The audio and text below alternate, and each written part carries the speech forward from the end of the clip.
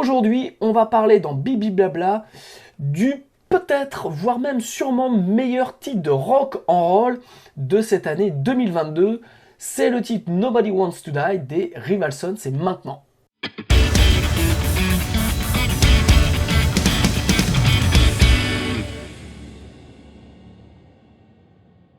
Salut à toutes et tous, c'est Jaff. Aujourd'hui dans Bibi Blabla, on va parler donc du nouveau titre des Rival Sons paru il y a peu de temps, là il y a quelques jours. Le titre s'appelle Nobody Wants to Die. Donc pour ceux qui ne connaissent pas, les Rival Sons est un groupe américain fondé en 2009. On a au chant Jay Buchanan, Buchanan plutôt, parce que Buchanan c'est plutôt Jean-Louis Buchanan et c'est mon voisin. On a la guitare Scott Hallyday et puis on a un batteur et un bassiste dont tout le monde se fout du nom. Je plaisante, amis batteur et bassiste. Mais c'est vrai que le duo gagnant, on va dire, de ce groupe, c'est ce chanteur avec une voix assez incroyable et puis ce guitariste qui est un guitariste, on va dire, old school, assez traditionnel dans le côté rock and roll, mais qui a un son très défini, très marqué, et puis qui a un espèce de petit bottleneck qui s'amuse en fait à faire tourner, donc ça fait comme une bague avec le bottleneck et qui peut mettre ou retirer à sa guise. Et donc quand je les avais découverts au Festival d'Arras, voilà, ça m'avait, en tant que guitariste, ça m'avait interloqué de le voir pouvoir donner un coup comme ça et enclencher son bottleneck pour pouvoir jouer et puis en fait pouvoir ensuite jouer à peu près, enfin normalement. Donc grosse personnalité au chant, grosse personnalité à la guitare. Et donc j'ai découvert sur l'album Great Western Valkyrie. Les deux albums suivants, j'ai un petit peu moins accroché, voilà. C'est très classique dans le côté rock. Bien entendu, la première référence, c'est Led Zeppelin, voilà. Mais les Rival Sons ont été, je pense, peut-être un petit peu les nouveaux premiers à relancer ce goût pour ce classique rock type Led Zepp. Ensuite, on a eu bien entendu les Greta Van Cleef, voilà, plus d'autres groupes. Mais Rival Sons, je trouve, a vraiment une entité et surtout a un chanteur incroyable. Voilà, je les ai revus cette année au Hellfest avec mon ami Ludovic, que je salue, et donc qui est un grand fan des Rival Sons. Et donc grosse baffe. Alors bon, moi je les avais déjà vus plusieurs fois, mais c'est vrai qu'à chaque fois c'est une grosse baffe. La qualité, le niveau du chant est juste incroyable. Et puis voilà, c'est un super groupe de scène. Scott Hallyday, le guitariste, a un son incroyable. Et donc, c'est ce qu'on va voir, sans plus de fleurs de rhétorique, chers amis, dans ce nouveau titre qui s'appelle Nobody Wants to Die. Alors, première chose, déjà, je vais bien entendu me coiffer de mon fameux casque S4X de chez Holo. Voilà. En attendant le nouveau, dont je vous ferai un bibi blabla très prochainement. Premier truc, on va regarder, clic droit, stats pour les nerds. Eh bien, voilà, c'est encore un poil fort. Voilà, 60%, 4.6 dB de retiré. Bon, c'est toujours un peu dommage de voir des groupes comme ça, ultra rock, recourir encore à ce subterfuge de volume un peu fort. Bon, on va voir un peu comment ça sonne. Et on va découvrir ce titre Nobody Wants to Die.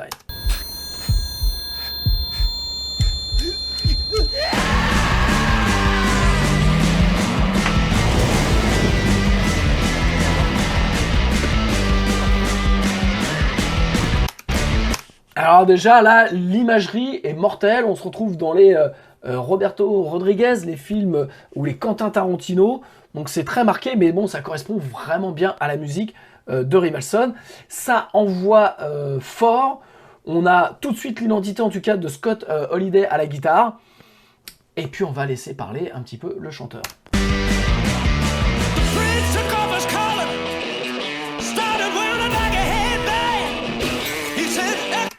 Là déjà, je coupe tout de suite, je suis désolé de vous couper ce plaisir-là, mais vous irez le réécouter. On a vraiment, comme je le disais, les deux entités fortes de Rival Sons qui sont le guitariste Scott Holiday avec ce son ultra vintage, ultra rock'n'roll et cette voix incroyable, juste incroyable. Jean-Louis Buchanan, voilà. Rien que ça là, ça déboîte à mort.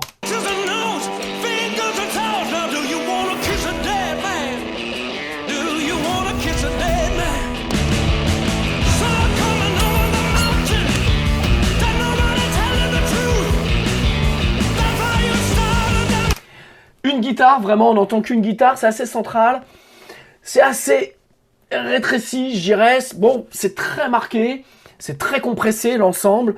La batterie a pas beaucoup de dynamique, voilà, on entend bien le kick. La basse, quand elle rentre, elle est vraiment présente. On a donc cette guitare, un poil très vintage, vraiment, sur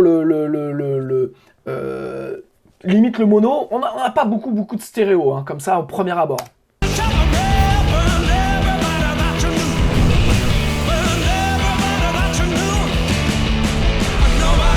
Et vous avez vu, sur la mesure d'avant ou 2 mesures avant l'entrée du refrain, on a la stéréo qui se dégage et là, ça commence à pousser. Je vous remets l'effet et vous allez voir la différence entre couplet et refrain pour envoyer la purée.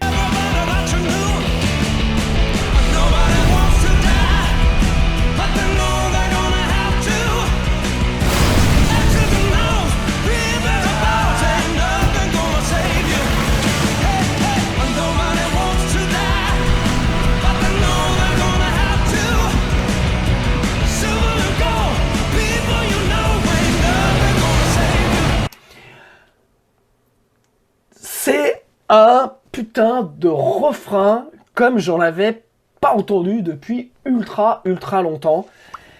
Voilà, ça c'est l'essence du rock'n'roll, c'est tout ce que j'aime dans le rock'n'roll. Je trouve que le refrain, il est mortel. La première fois où je l'ai entendu, je l'ai écouté qu'une fois. Donc hier matin, j'ai vu qu'il y avait ce nouveau titre. Je l'ai écouté, je suis parti faire autre chose. Et puis, il m'est resté en tête toute la journée. C'est-à-dire que juste une seule écoute, on est dans l'essence même du rock'n'roll. On est dans ce qu'on aime, on est dans ce qu'on connaît. Et c'est juste génial. Donc, vous avez vu ce refrain, comment il pousse. Les guitares, alors, un poil... je trouve que l'ensemble est un poil compressé.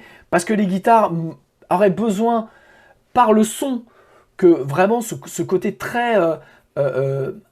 noisy mais saturé, vintage, vraiment, on sent le plexi. Alors, le guitariste joue habituellement avec des Orange 50 watts, donc on a vraiment ce côté super vintage, mais là, je trouve que dans le haut des guitares, ça fait un peu et donc, ça manque, je trouve, à mon goût, d'ouverture pour vraiment pousser avec une batterie un poil plus large, des guitares plus larges, et quelque chose de plus aérien qui mettrait encore plus la patate.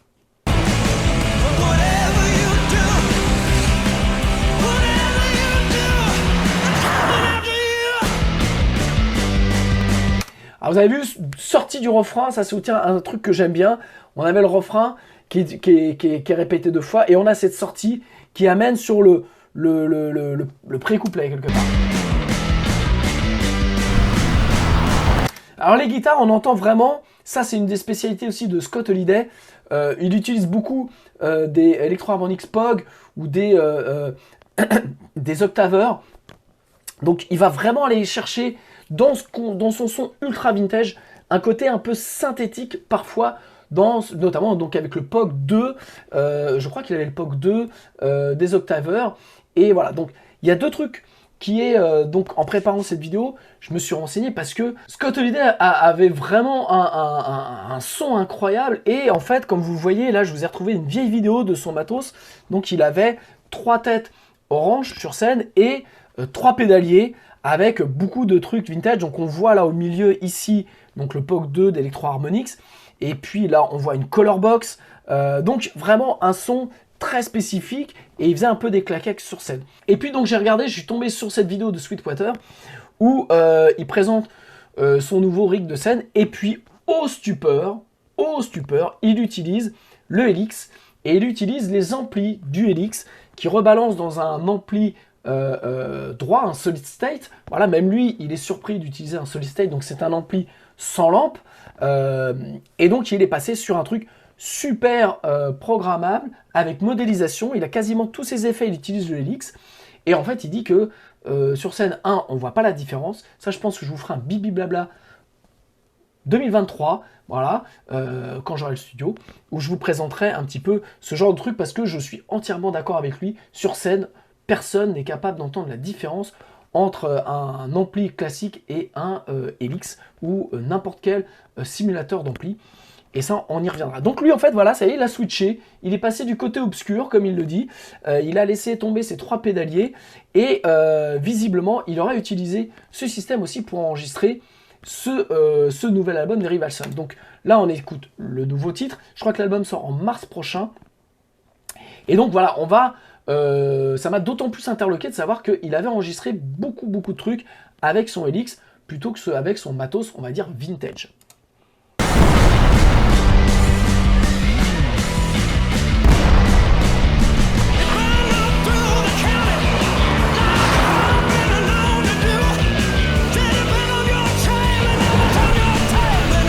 C'est dommage, je trouve que la batterie manque un poil d'énergie. Alors, ça ne nous empêche pas d'avoir le côté jouissif du titre, parce que vraiment, je suis au bord de m'oublier, tellement je trouve ça jouissif. Mais j'aurais aimé un peu plus d'air. Voilà, je trouve ça un peu trop étriqué. Et ce qui est dommage, j'aurais mis encore plus de baffes.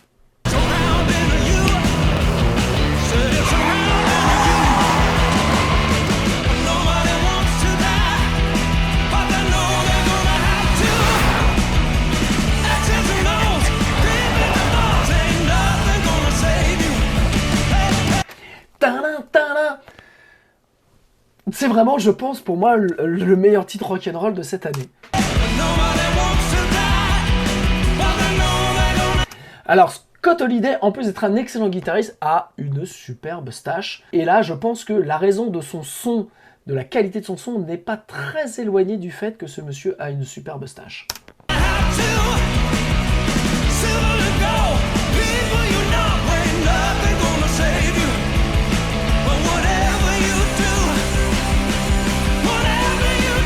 Vous voyez là, on entend les guitares sont un poil, l'ensemble en fait un poil étriqué, alors que à ce moment-là, ça devrait encore plus respirer pour que la sortie du refrain soit beaucoup plus puissante. Et le problème de la surcompression ou d'avoir un master trop fort, c'est que on perd cette énergie mise par les musiciens et qui a tendance à linéariser un peu l'ensemble.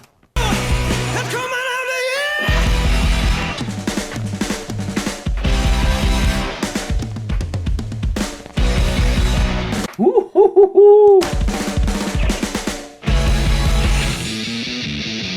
voyez le son qu'il a, ça c'est typique du jeu, du son de Scott Holiday. Côté, là pour le coup on est dans la fuzz avec, je pense, soit un POG, soit quelque chose qui va vraiment synthétiser un petit peu le son. Et vous allez voir, ce passage-là est assez mortel.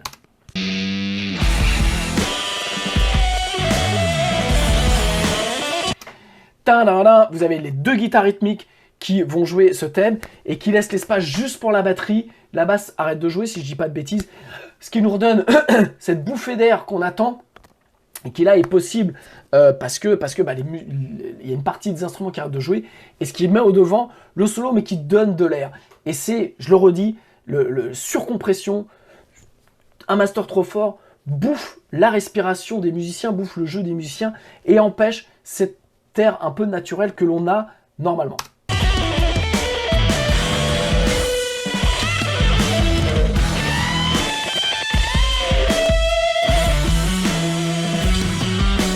Les 2 guitares gauche-droite ont un style POG de vraiment côté un peu synthétique qui rejoue un thème, je vous le remets. Donc vraiment, on est là dans des sons, ça, je le redis, c'est typique de Scott Holiday. Ces sons un poil synthétique, mais malgré tout très teinté vintage.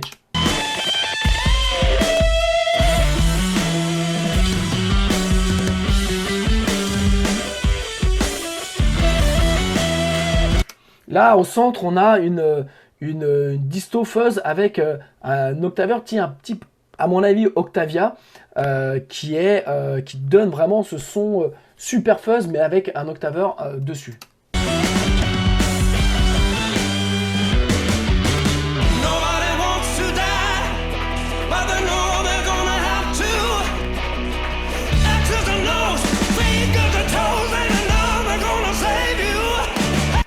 c'est pas ça le meilleur refrain du rock and roll. Réécoutez ça, je trouve ça mortel.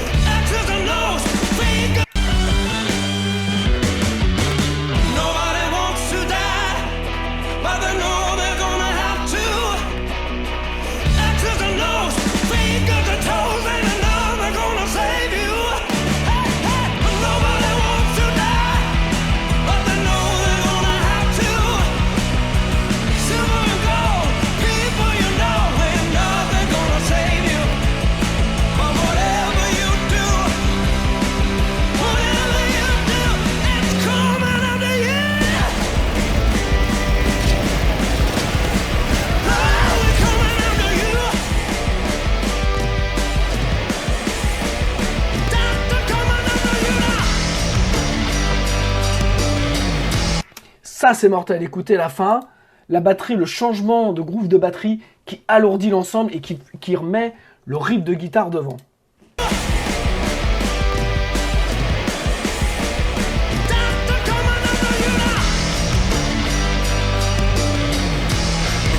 Le halftime a toujours cette puissance dans le rock'n'roll de redonner une bouffée d'oxygène et en même temps d'alourdir l'ensemble.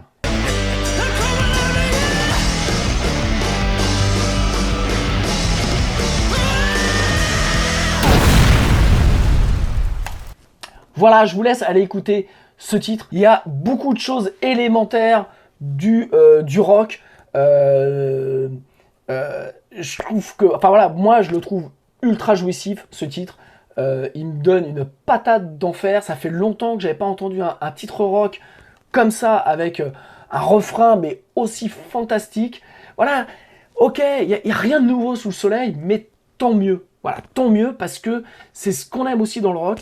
C'est ce côté où là, il y a tous les codes. Et je le redis, je l'ai écouté une fois, j'ai eu le refrain en tête toute la journée. Et ça, c'est le signe d'un tube. Je pense que ce titre-là doit devenir une référence au même titre que Seven Nation Army des White Stripes, que les Led Zeppelin. Enfin, voilà, c'est un grand classique du rock et ça fait du bien, voilà.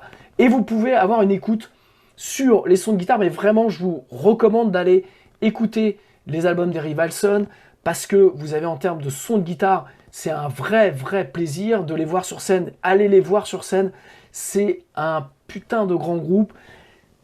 Enfin, je veux dire, il n'y a pas d'effet sur scène, c'est vraiment les musiciens, et ça joue super bien. Ils ont un clavier sur scène qui fait de la monne, qui fait donc des claviers, voilà. Et vous avez vraiment un super groupe. Et Jay Buchanan est un grand chanteur.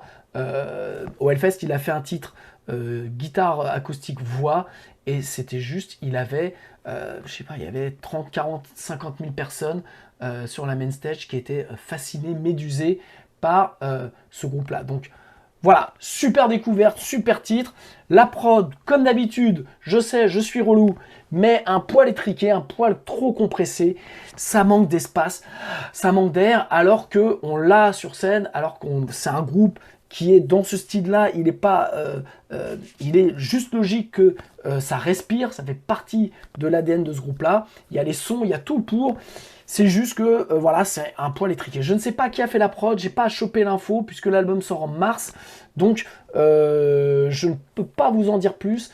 Mais j'aurais aimé, comme d'habitude, vous allez dire, putain, mais chapeau, il est assez relou. J'aurais aimé avoir cet air que l'on a. Et je pense que je vous préparer un petit blabla pour vous refaire une petite piqûre de rappel, parce que quels sont les titres qui ont de l'air par comparaison à tout ce qu'on a aujourd'hui. Voilà, je vous embrasse.